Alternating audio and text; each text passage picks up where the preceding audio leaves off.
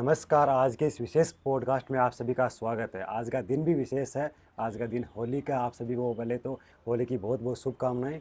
और विशेष दूसरे कारण ये भी है कि हमारे साथ जो मेहमान आज के हैं वो विशेष हैं। उनका मैं इंट्रोडक्शन दो तरीके से करा सकता हूँ, एक तो सन्यासी के रूप में, एक राजनेता के रूप में। लेकिन मैं ज़्यादा सन्यासी के रूप में कराना चाहूँगा। नेता तो आपने बहुत देखे हैं, लेकिन सन्यासी के रूप में काफ़ी लंबा इनका अनुभव है, काफ़ी काम किया है, काफ़ी विदेशों में भी उन्होंने सफ़र किया है, भारत में काफ़ी घूमे हैं। तमाम मुद्दों से विस्तार से हम चर्चा करेंगे। पहले स्वामी जी आपका बहुत बहुत स्वागत है। आज आप नमस्कार आप सबको भी और सभी लोगों को भी होली के राम राम। हम शुरू से शुरू करते हैं। जी। जी, आपका जन्म हरियाणा में हुआ, उसके बाद में आपने सन्यासी के रूप में एक अपना जीवन शुरू करने की सोची, जो एक नॉर्मल जीवन था, पहले हमारी तरह थे और आप आज इस रूप में आए। इसके बीच में जो कारण रहा वो क्या कारण था सन्यासी बनने का? मेरा गांव में जन्म हुआ और गांव में जन्म होने के बाद 5वीं तक एजुकेशन गांव में हुआ और बाद में मेरी उच्च शिक्षा शहरों में हुई। उसी समय मुझे एक सन्यासी स्वामी ओमानंद जी महाराज का सानिध्य प्राप्त हुआ। उन्होंने मुझे रामप्रसाद बिस्मिल जो क्रांतिकारी थे, 1927 में काकोरी कांड में जिनको फांसी की सजा हुई थी, उनकी जीवनी उपलब्ध हुई। और उस जीवनी को पढ़ने के बाद में मुझे प्रेरणा मिली। फांसी चढ़ने से 3 दिन पहले जेल में ही उन्होंने ये जीवनी लिखी थी, गोरखपुर की जेल में। तो वो लिखते हैं कि हम तो संसार से 3 दिन बाद चले जाएंगे, अंग्रेज हमें फांसी चढ़ा देंगे।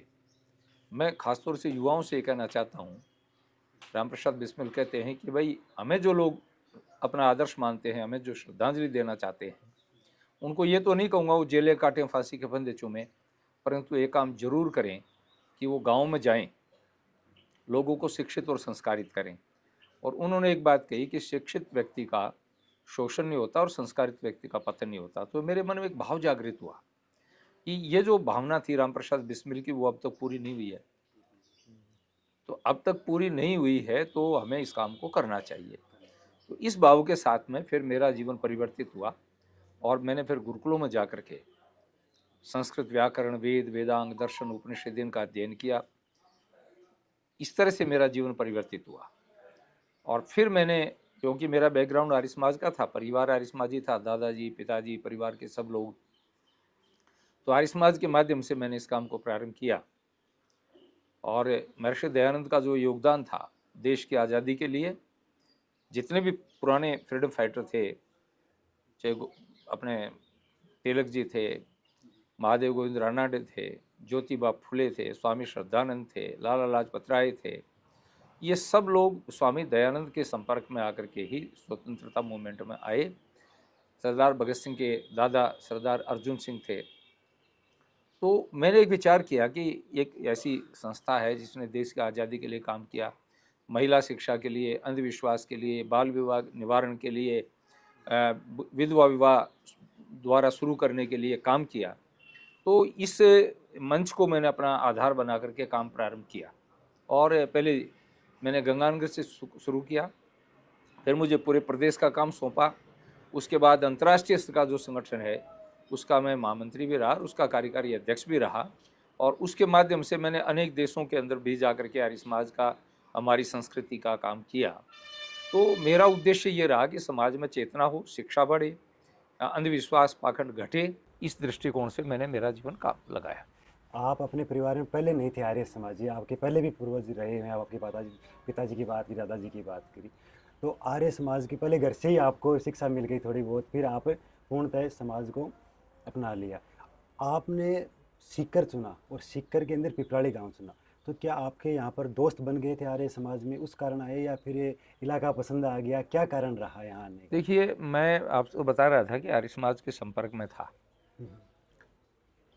एक स्वतंत्रता सेनानी थे सूरजमल साथी, उनका जन्म स्थान तो नूनिया गोठड़ा पड़ता है चिड़ावा के पास में, लेकिन उनका कार्य क्षेत्र ये झुंझुनू सीकर दोनों जिले थे।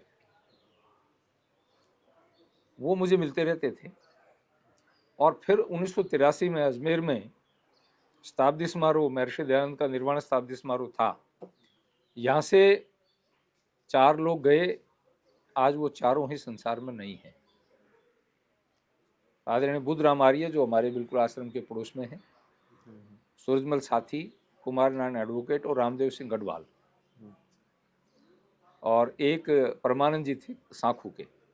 ये 5 आदमी वहाँ थे और पांचों आदमी मुझे मिले और मैंने उनकी बातों से, वेशभूषा से बहुत प्रभावित हुआ। 3 दिन वो मेरे साथ रहे। उसके बाद में फिर आना जाना मेरा यहाँ पिपराली में बुद्धराम जी के, सूरजमल जी के, कुमार नारायण जी, रामदेव जी, इन सब से मैं जुड़ गया। और फिर यहाँ जहाँ मैं बैठा हूँ, यहीं पर एक छोटी सी चबूतरा बनाया हुआ था यज्ञशाला का। कभी बहुत पहले वहाँ पर एक हवन हुआ था, तो बुद्धराम जी का और सबकी इच्छा थी कि यहाँ एक आश्रम बनना चाहिए। बस इस भाव से ये आश्रम का स्वरूप बन गया। नहीं, हमने देखा है काफ़ी खूबसूरत आश्रम है और यहाँ पर पिछले 2 घंटे से हम घूम रहे हैं, हमें पता ही नहीं चला समय का, इतनी अच्छी जगह है ये तो बहुत ही अच्छी आपने तैयार की है, बधाई के पात्र हो। ये जगह जैसे गांव वालों ने डोनेट की या फिर कैसे किसी व्यक्ति ने डोनेट किया? नहीं, ये तो सरकार ने सरकार मुझे ने। दी है ज़मीन, नहीं अच्छा, सरकार की सरकार ज़मीन ने है वो। हाँ, वही सरकार से लेकर के इसको शुरू किया। शुरू किया।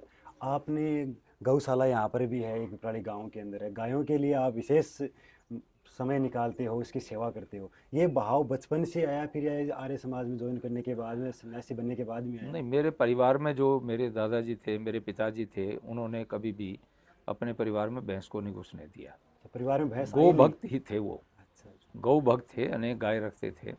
ये संस्कार मिले। गौरक्षा आंदोलन हुआ, बहुत बड़ा आंदोलन था, उसमें मेरे चाचा खुद जेल गए। तो गौरक्षा के प्रति और गौ सेवा के प्रति बचपन से ही परिवार ने संस्कार दिए। और उसके बाद में महर्षि दयानंद सरस्वती ने एक पुस्तक लिखी है, गौ करुणा निधि। उसको पढ़ करके और गाय के महत्व को पढ़ करके मेरे मन में भाव आया कि गाय बचेगी, देश बचेगा। गाय हमारी संस्कृति का मूल है और गाय तो एक चलता फिरता चिकित्सालय है। तो गाँव विश्वस्य मातरः है, वेद भगवान कहता है, ये पूरे विश्व की माँ है। इसलिए मैंने गौ सेवा का संकल्प लिया। हनुमानगढ़ था तब भी अनेक गौशालाएं वहाँ पर बनाई। यहाँ आने के बाद में जब 2001 से अकाल पड़ा, उस अकाल के समय गांव के लोगों ने गांव में एक बाड़े में गायों को इकट्ठा कर लिया था।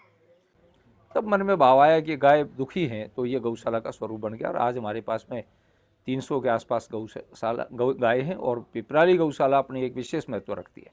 आज के समय हम देखते हैं गाय बहुत ही अधिक प्रासंगिक हो गई है। इसके पीछे कारण एक तो संस्कृति से जुड़ा हुआ और दूसरा कारण है कि शुद्धता। जो मार्केट में दूध आता है, जो थैलियों में हम देखते हैं, जो घी आता है, वो लोग बताते हैं कि घी तो 80% नकली, दूध 50-60% नकली आ रहा है, लोग जहर खा रहे हैं। कैंसर जैसी महामारी फैल रही है गाँव में। लोग आज के दिन, पहले गाँव में 1-2 के होती थी, आज घर घर में हो रही है। इसलिए शुद्धिकरण के लिए भी ज़रूरी है। इसको लेकर आप क्या संदेश देना चाहते हो लोगों को? कितना फायदा? गाय के दूध को आयुर्वेद में, मुझे आयुर्वेद शास्त्र पढ़ने का मौका मिला, अमृत कहा गया है। दूध तो और भी बहुत से हैं, भैंस का है, बकरी का है, ऊँटनी का है, ये भी हैं, लेकिन गोदूध को हमारे यहाँ अमृत कहा गया है। पंचगव्य जो गाय का है, गाय का दूध, गाय का घी, गाय की छाछ, गाय का मूत्र, गाय का गोबर, इसको पंचगव्य कहते हैं। पंचगव्य अपने आप में एक बहुत बड़ा औषधालय है। जो लोग पंचगव्य का प्रयोग करते हैं वो बहुत सारी बीमारियों से बच जाते हैं। तो गाय का महत्व, विशेष महत्व है। आयुर्वेद में, वेदों में हमारे यहाँ गाय का महत्व पूरी तरह से, परिपूर्णता से भरा हुआ है। तो अभी जैसे आपने राजनीतिक जो क्षेत्र है इसमें तो काम करना अभी शुरू किया आपने, लेकिन इससे पहले जो आपने ये आर्य समाज की चेतना को आगे बढ़ाने का काम किया, तो इसमें आपने क्या क्या मतलब परिवर्तन किए और कौन कौन से संघर्ष किए, वो बताइए आप। देखिए, जैसे मैं आर्य आपसे समाज को निवेदन करूं कि आर्य समाज तो अपने आप में एक ऐतिहासिक संस्था, मैंने बिल्कुल, बता बहुत दिया। पुराना है। 1942 के मूवमेंट में गांधी जी ने पट्टाभी सीतारामैया से कहा कि आप जेलों में सर्वे करो किस विचारधारा के लोग ज़्यादा हैं। तो पट्टाभी सीतारामैया ने 3 वॉल्यूम में कांग्रेस का इतिहास लिखा है। उसमें वो लिखते हैं कि मैंने जब गांधी जी के आदेश पर जेलों का सर्वे किया, तो उत्तर भारत की जेलों के अंदर 75% लोग महर्षि दयानंद की विचारधारा के थे। तो स्वतंत्रता आंदोलन में ये पूरा शेखावाटी का बेल्ट, ये यहाँ पुराने जितने लोग हैं जो राजनीति में सक्रिय हुए, वो आर्य समाजी थे। महिलाएं आर्य समाजी थी, चाहे कमला जी, सुमित्रा जी, इनके परिवार के लोग आर्य समाजी थे। और भी आर्य समाज ने एजुकेशन, महिला एजुकेशन में आर्य समाज से पहले कोई जानता नहीं था। और कुछ कम्युनिटीज़ के अतिरिक्त जो सामान्य मध्यम वर्ग की कम्युनिटीज़ थी, उनको तो पढ़ाता ही नहीं था कोई। तो शेखावाटी में जो आज एजुकेशन दिखाई दे रहा है, सेठों के साधन और आर्य समाज का प्रचार प्रसार, स्वामी केशवानंद जी का योगदान, इसके कारण ही आज शेखावाटी शिक्षित है।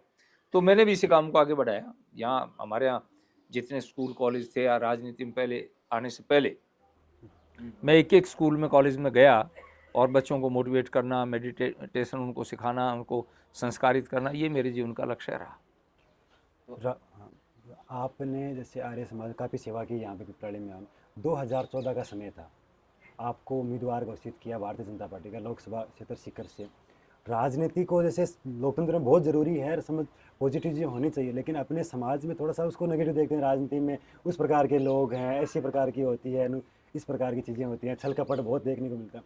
आपको भी पहले डर था कि राजनीति में चला जाएंगे तो अलग अलग आरोप लगते रहेंगे, लोग षड्यंत्र के जाल में फंसाएंगे, उसको आपने कैसे भेदा? और आज तक जो नॉर्मली छवि में कुछ ना कुछ 10 साल अगर सांसद कोई रह जाता है तो कुछ ना कुछ आरोप भ्रष्टाचार के और भी लग जाते हैं, लेकिन आप बेदाग छवि रख पाए, ये बहुत बड़ी चीज़ है राजनीति देखिए, में। मैं निवेदन करूं, मेरे जो आदर्श रहे हैं राजनीति में, हाँ, चौधरी चरण सिंह, चौधरी देवीलाल, कुंभाराम आर्य, बैरव सिंह शेखावत जैसे लोग मेरे आइडियल रहे हैं। बिल्कुल। इन लोगों का जीवन सुचिता से भरा हुआ था, पवित्र था, और मैंने उन्हीं को आदर्श मान करके आगे चला। राजनीति को मैंने साधन नहीं बनाया, मैंने सेवा का आधार बनाया। राजनीति सेवा का, मुझे सेवा पहले भी कर रहा था मैं, और मुझे एक मंच और मिल गया। और मंच में तो मंच मिलने के कारण मैंने राजनीति में काम किया और मैंने निश्चय किया मुझे आवश्यकता भी नहीं है, मैं धन का क्या करूँगा, सही बात। मुझे क्या करना है, मुझे बच्चे पालने नहीं, मुझे और कोई काम नहीं, फैक्ट्री चलाने नहीं, कुछ भी नहीं करना। मैं फ़कीर हूँ और फ़कीरी की तरह से मुझे रहना चाहिए। मैंने प्रयास किया। वैसे तो सब लोग भगवान से संतुष्ट नहीं होते। अब राम मंदिर की बात थी तो कितने सारे लोगों ने विरोध किया, राम मंदिर के निर्माण की बात आई तो कितने सारे लोगों ने विरोध किया। बिल्कुल। सब लोगों ने न दयानंद को माना, न बुद्ध को माना, न गांधी को माना, न महावीर को माना, किसी ने को भी नहीं माना। वो तो उनके तुम्हें चरणों की धूल भी नहीं हूँ। सही बात। दयानंद, विवेकानंद, उनको किसने माना? सब लोग मानते नहीं हैं। भगवान किसी से कुछ लेता नहीं है, सारे भगवान को ही नहीं मानते। तो इसलिए मैं इस बात से कभी संकुचित भी नहीं करता। आरोप प्रत्यारोप चलते रहते हैं, लगाते रहते हैं, मैं कभी विचलित नहीं होता हूँ, क्योंकि आदमी जब साफ सुथरा है तो उसको किसी प्रकार की विचलित नहीं होनी चाहिए। लोग ही उसको जवाब दे देंगे। आज कोई आदमी आरोप लगाता है तो पब्लिक ही उसको जवाब दे देगी, मुझे जवाब देने की जरूरत नहीं है। जरूरत नहीं है। 14 में जब आपने चुनाव लड़ा, सीकर लोकसभा काफ़ी बड़ा क्षेत्र है, काफ़ी महत्वपूर्ण भी है, शिक्षा नगरी बन गई है सीकर, तो आपके मन में क्या था कि भाई एक बार सांसद बन जाएंगे तो राजनीति के थ्रू ये काम कराएंगे, जो आपने मन में ठाना था? फिर क्या वो आप संतुष्ट थे कि भाई 19 के चुनाव तक कि वो काम करा पाए? से कौन से काम थे? देखिए, मैं जब राजनीति में आया यहाँ पर तो पहली चुनौती मेरे सामने मेडिकल कॉलेज की आई, बड़ी बात। और इस चुनौती को स्वीकार करते हुए मैंने प्रधानमंत्री जी से निवेदन किया, और वो भव्य मेडिकल कॉलेज बना हुआ है, 3 साल से चल रहा है। उसके परिणाम भी राजस्थान में टॉप आ रहे हैं। फिर यहाँ नेटवर्क की स्थिति थी रेलवे की, रेलवे लाइन मीटर गेज था, उसको भी उखाड़ करके डाल दिया। 6 साल तक लाइन उखड़ी पड़ी रही। उस पर मंत्री जी से, प्रधानमंत्री से मिल करके काम किया। आज मैं कहना चाहता हूँ कि जहाँ 10-12 ट्रेनें चलती थी मीटर गेज पर, आज 50 के आसपास ट्रेनें चल रही हैं। केवल मात्र सीकर, चूरू, लुहारू वाली लाइन और जयपुर वाली लाइन की बात कर रहा हूँ। अगर हम रींगस और निमका थाना वाली लाइन की बात करें तो इसकी संख्या 70-80 के आसपास जाती है। इस पर मैं विशेष बात करना चाहता था कि हर 20-25 दिन, एक महीने हम देखते हैं कोई ना कोई न्यूज़ आती है कि आपने एक नई रेल शुरू कर दी। रेल पर आपका विशेष फोकस रहा है, और चीज़ों पर भी रहा है, लेकिन रेल पर विशेष रहा है। देखिए, इसके पीछे क्या कारण था? रेल जो है वो देश को जोड़ती है। हमारे बच्चे हमारी युवा सेना में हैं, हमारे व्यापारी सारे देश में हैं। हमारे बच्चों को इंटरव्यू देने के लिए जाना पड़ता है, व्यापार की दृष्टि से जाना पड़ता है। रेल सबसे सुगम साधन और सस्ता साधन है, बिल्कुल सुरक्षित साधन है। सुरक्षित, सुगम और सस्ता, सस्ता। ये साधन रेल का है। इसलिए मैंने विचार किया कि रेलवे का नेटवर्क पूरे देश से जुड़ जाएगा तो हमारा डेवलपमेंट, विकास होगा। सीकर में 1.5 लाख बच्चा बाहर का पड़ता है। अब उन बच्चों को आने जाने के लिए साधन चाहिए था। अब रेलवे हो गया, आरक्षण कराओ, आराम से सो करके जाओ, सुरक्षा भी है। सुरक्षा भी। तो इस दृष्टि से मेरे मन में भाव था कि हमें रेलवे का नेटवर्क बढ़ाना चाहिए। एक सैनिक एकेडमी की बात चलती है जो सीकर को एक सौगात दिलाई थी आपने, उसका मन कैसे है? क्योंकि वो मैंने सुना है हिंदुस्तान में 1-2 ही हैं, ऐसी कुछ है, उसका क्या है? देखिए, मैं हमेशा ये देखता था कि शेखावाटी में सबसे अधिक सैनिक हैं। मैं अपने नेताओं को भी ये बात कहता रहता था, शेखावाटी सैनिकों की तरह है, शहीदों की तरह है। अफसर कम हैं, अफसर कम। पंजाब में अफसर हैं और बहुत सारे अफसर हैं। तब मेरे ध्यान में आया कि हमें एक ऐसी संस्था बनानी चाहिए जिस संस्था के माध्यम से हम अफसर बना सकें और मुझे बताया गया कि इस प्रकार से मोहाली चंडीगढ़ में एक सैनिक अकेडमी है। तो प्रधानमंत्री जी से, रक्षा मंत्री से मांग की, वो सैनिक अकेडमी हो गई। यहाँ पढ़ करके बच्चे अफसर निकलेंगे, वो बहुत बड़ी प्रवेश हो सौगात है जाएंगे। सीकर के लिए। जी 10 साल का काफ़ी समय होता है, हालांकि वैसे बहुत ज़्यादा भी नहीं होता है। आदमी की ख्वाहिशें ज़्यादा होती हैं काम करने की, धीरे धीरे और अवसर मिलते हैं तो और काम बढ़ जाते हैं दिमाग में। ऐसे कौन से काम है कि जो आपके मन में था कि सीकर में ये होने चाहिए, लेकिन करा नहीं पाए, किसी भी कारण से नहीं करा पाए वो अभी काम? देखिए, जैसे पीने के पानी की बात थी, सिंचाई के पानी की बात थी, ये मनमटासक थी। और ये मेरा सौभाग्य है कि मेरे इसी कार्यकाल के अंदर वो दोनों काम MOU हो गए उनके। अब आने वाले काम उसको धरातल पर हम ले आएंगे। ये बहुत बड़ी बात है कि जैसे अपन बात करें 1980 के बाद में, जैसे किसानों के पानी की व्यवस्था हुई थी, ट्यूबवेल लगी थी, खेत बाड़ी हुए थे, उसके बाद में सीकर की स्थिति बहुत सुधर गई है। दो कारणों से, एक तो खेती और दूसरा पशुपालन यहाँ पर बढ़ा है और जीवन आसानी से जी रहे हैं। लेकिन अभी धीरे धीरे पानी की समस्या आ रही है, कई इलाकों में तो पानी खत्म भी हो गया। ये महत्वपूर्ण चीज़, तो कब तक सिंचाई का पानी सीकर को मिल जाएगा? 2025 दिसंबर तक तो सिंचाई का पानी आ जाएगा, और नहर के पानी में थोड़ा समय लग सकता है, लेकिन मेरे जो अगला कार्यकाल आएगा उसमें काम हो जाएंगे।